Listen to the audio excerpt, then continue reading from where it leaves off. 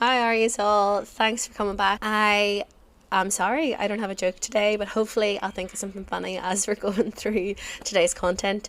So in our previous video, we were talking about the why. So why invest in sustainability, or why commit your organisation to becoming more sustainable? And I think that in the analogy of the carrot and the stick, that kind of content covered both carrot and stick. But I really wanted to just sit down and think through what are the competitive advantages and how can this really benefit you. So with my optimist outlook, so everything is more on the opportunity side today. What are the competitive advantages for businesses that invest in becoming more sustainable?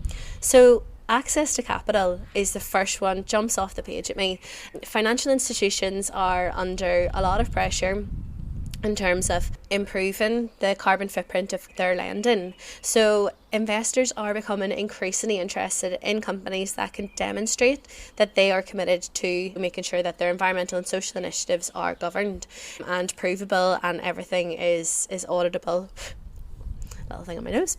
So yes, so companies that prioritise sustainability are going to have more access to finance in the coming years than those who decide not to. Brand reputation.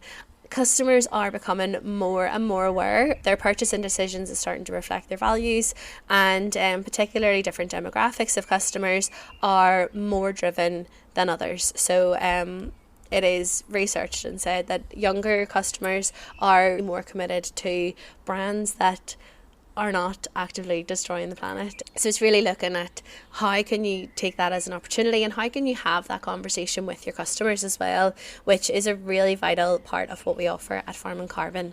But we'll talk more about that after.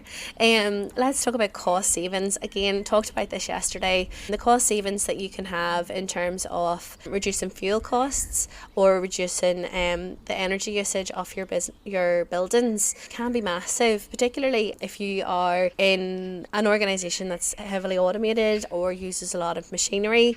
Changing the way that you get your energy to something that could be self-generated renewables or something like that can mean that you're paying a lot less in energy, and you're also ensuring the sustainability of that energy, because as we exist in a complex geopolitical world where some of the prices within our business structure are actually quite volatile at the minute. So it's about looking at the stability of that, and localizing your energy sources can definitely make that more stable.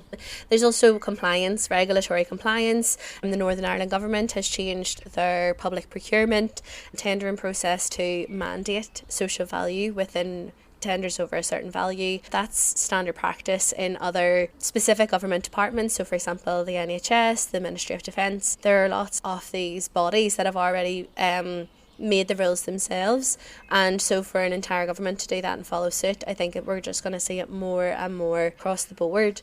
And then lastly, there is employee retention. So sustainability is increasingly important to employees, particularly the younger generations, a generation that are trying to live through their values. So they don't want to work for organisations that are burying their head in the sand, that aren't moving with the times, and that aren't being proactive in this space.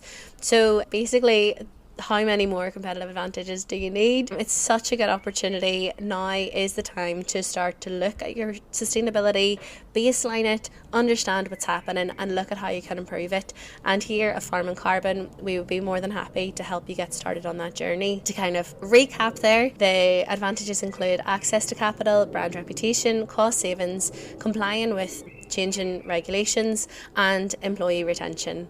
So if you want to find out more about what we do at Farm and Carbon, please comment below, send me a message.